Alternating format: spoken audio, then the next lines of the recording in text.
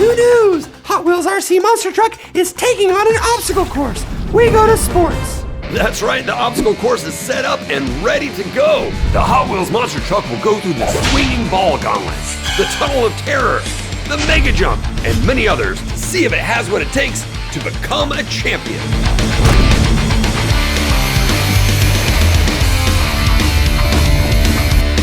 Coming up on the gauntlet, the truck will have to time it just perfectly.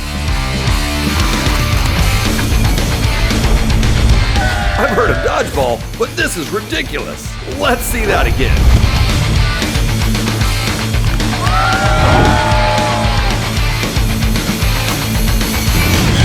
And there he goes through the Tunnel of Terror. Through the dark tunnel, and he didn't even get scared.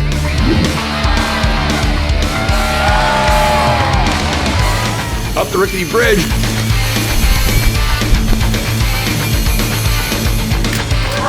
Oh my!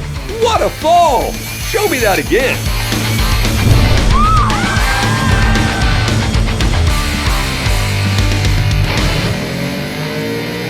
The truck is lining up for a mega jump. Oh wow, what height!